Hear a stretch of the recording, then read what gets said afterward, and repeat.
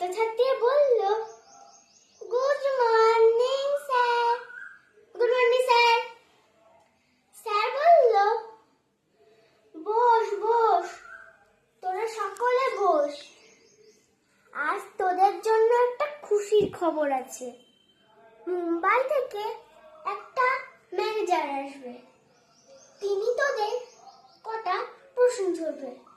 তোরা যদি ওই প্রশ্নের উত্তর দিতে পারিস তাহলে তোদের স্কলারশিপ দেবে, মানে টাকা দেবে পড়াশোনার জন্য। কালু বলল, কি প্রশ্ন ধরবে স্যার?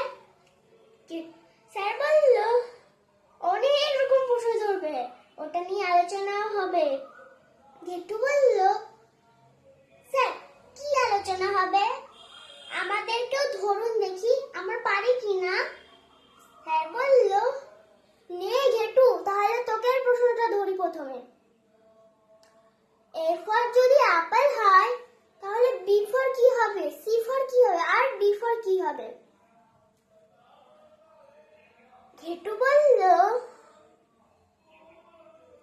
স্যার এ ফর যদি আপেল হয় তাহলে বি ফর বাফেল হবে, আর সি ফর কাফেল হবে, ডি ফর ডাফেল হবে। স্যার বলল, তোর আর স্কলারশিপ পেতো না, তুই দাঁড়িয়েই থাক।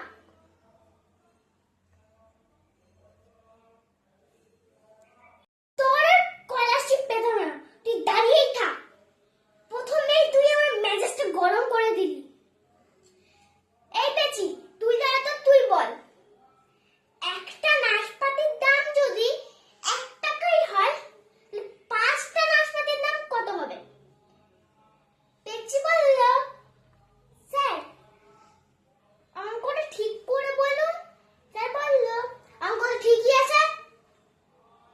স্যার এই বাজারে 1 টাকায় কোথাও নাশপাতি পাওয়া যাবে? আপনিই বলুন। স্যার বলল, ওরে বাবা, কি সাংঘাতিক উত্তর রে, তুইও দাঁড়িয়ে থাক। কালু বলল, স্যার আমি বসবো, আমার পাটা কেমন ঝিমঝিম করছে।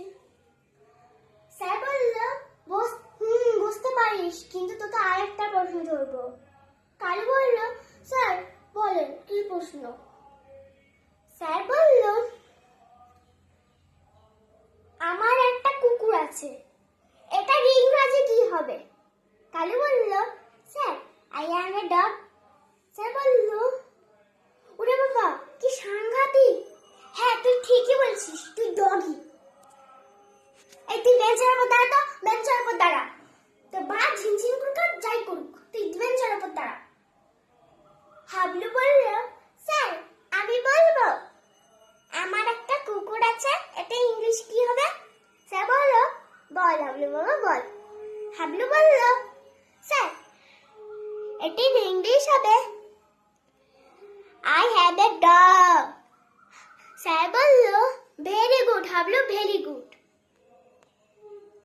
আমি রিতিকা, আমার ভিডিওটা কেমন লাগলো? আমি চেষ্টা করেছি ছোট্ট একটা ভিডিওতে হাসানোর জন্য। তোমরা আমার পেজটাকে ভালোবাসো, লাইক, কমেন্ট, শেয়ার